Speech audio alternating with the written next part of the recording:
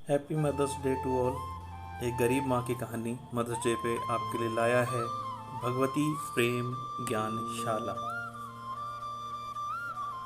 आज एक गरीब माँ की कहानी हम आपको सुनाने जा रहे हैं। एक गांव में मोहित और उसकी मम्मा मदर रहते थे। मोहित के पिताजी बचपन में, जब मोहित था, छोटे था मोहित, तभी उसके पिताजी एक्सपायर हो गए थे।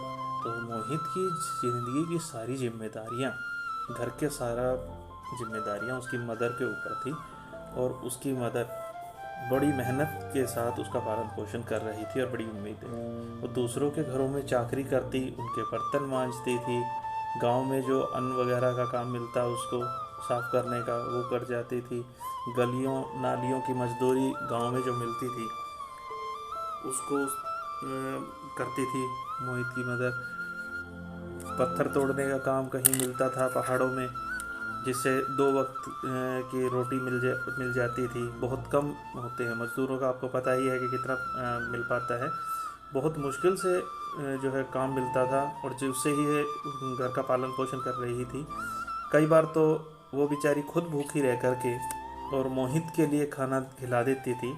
और जब मोहित पूछता कि मम्मी आपने खा लिया, तो कहती थी नहीं बेटा, मेरे पेट में दर्द है और ज़्यादा खाऊंगी तो मेरी तबीयत ख़राब हो जाएगी। धीरे धीरे मोहित अब बड़ा हो गया था, उसकी अच्छी नौकरी लग गई, वो एक बड़ा अधिकारी बन गया और अपने साथ अपनी माँ को शहर ले आया। यहाँ आने के बाद मोहित ने शादी भी कर ली और तीनों एक साथ रहने लगे। लेकिन कुछ समय बाद मोहित की पत्नी ने माँ पर अत्याचार करना शुरू कर दिया।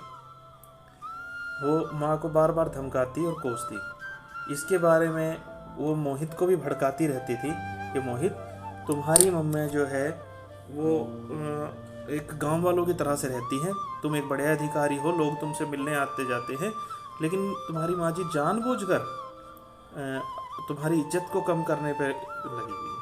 मोहित इस बात में आ गया और मोहित ने सोचा कि माँ को अब गांव भेज देता हूँ, और मोहित ने अपनी माँ को गांव में अकेले छोड़ दिया। मोहित कुछ दिन बाद बीमार हो गया और उसने डॉक्टर से सलाह ली।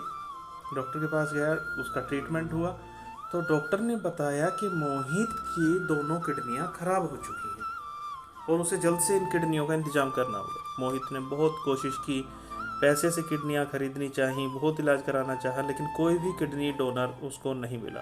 मोहित बड़ा उदास हो गया।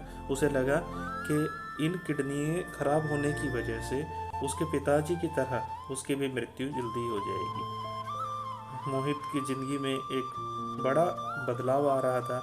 लेकिन तभी डॉक्टर ने उसको बताया एक खुशखबरी कि कोई एक किडनी डोनर है जो उसको अपनी किडनी देने को तैयार हो गया है, लेकिन उसने अपना नाम बताने के लिए मना किया है। इस बात से मोहित वापस खुश हो गया और वह ठीक अपना ऑपरेशन कराने को तैयार हो गया।